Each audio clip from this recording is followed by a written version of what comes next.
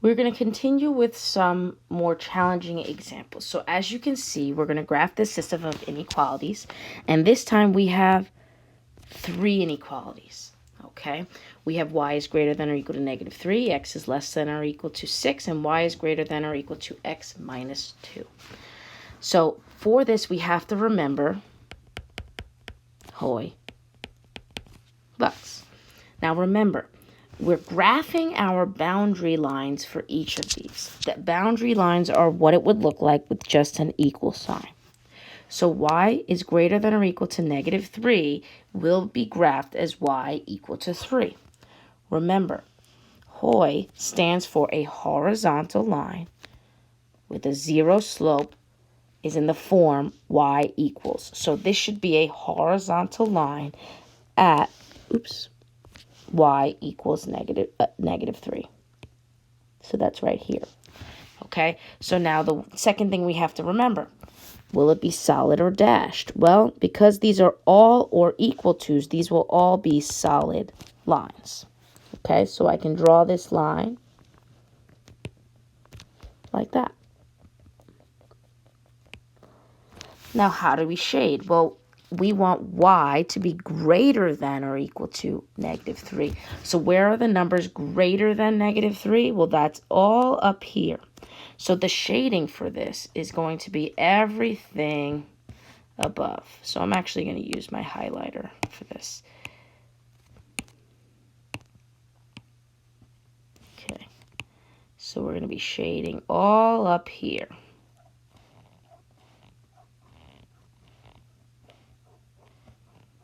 Okay. Now for the second equation.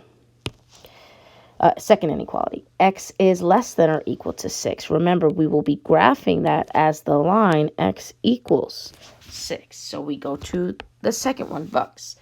A vertical line with an undefined slope is in the form x equals. So we're going to draw a vertical line at x equals 6. Again, we said they're all solid, so I can just draw that going up like this.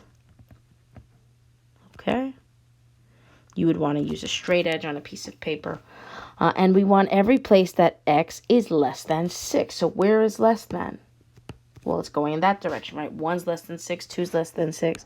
So when I graph, I'm going to graph on that side of the line. So we can start to see where our lines are overlapping.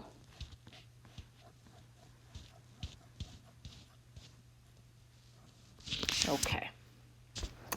And the last but not least, the last one is just a regular inequality. So we're going to graph this as a regular line, y equals x minus 2. So that has a y-intercept of minus 2, and we're going up 1 over 1. So that's everything here.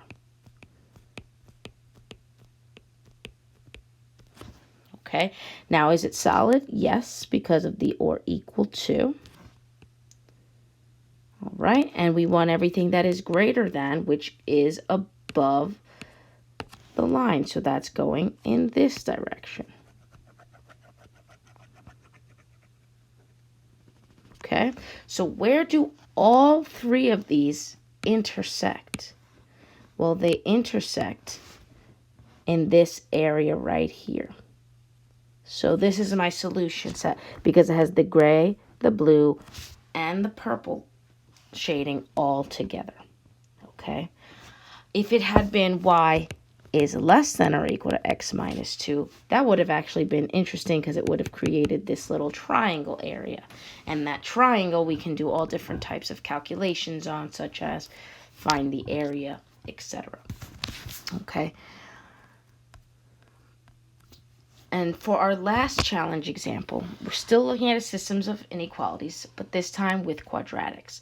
So instead of being lines and boundary lines that we're graphing, we're going to be graphing boundary quadratic equations. Okay, so the same thing's going to happen. We are still going to graph whatever this quadratic is. So if I pull up my table for that, we get the table, negative 3, 7, negative 2, 2, negative 1, negative 1, 0, negative 2, 1, negative 1, 2, 2, and 3, 7. Remember, what's important about graphing quadratics is that we have our vertex.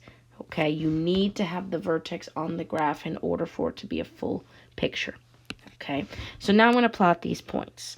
-3, 7, -2, 2, -1, -1, and the reverse on the other side. Okay, we still need to pay attention to how we connect these.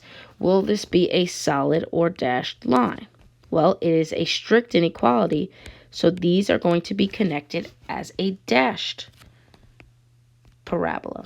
So it's still going to take the form of a parabola, but when I connect the points, it's going to be dashed. So now the last question is, where does the shading go? Well, we know that this is a greater than symbol, okay? And a greater than symbol we shade above. So where is above this parabola? Well, it's going up from the middle. So everything on the inside here is considered above our parabola. So that's how we would graph that as an inequality. So we're going to do the same thing for the second. This is the table that I get when I plug it into my calculator. -3, -7, -2, -2, -1, 1, 0, 2, 1, 1, 2, -2, and 3, -7. I'm going to plot these points on the graph. 1, good, and they're reverse. We're still going to pay attention, so this is a or equal to, so that's a solid line. So when I connect these points, I will connect them with solid boundary. And it is a less than, so we are going to shade below it. Okay, so now remember that's going down. So where is this shading? Well, this shading is going to be anything below this inequality. So that's everything down here. Okay, so now we have our two inequalities. Where is the solution area? Well, our solution is going to be wherever we are overlapped. That's this area right here. So anything in between these points is considered a solution.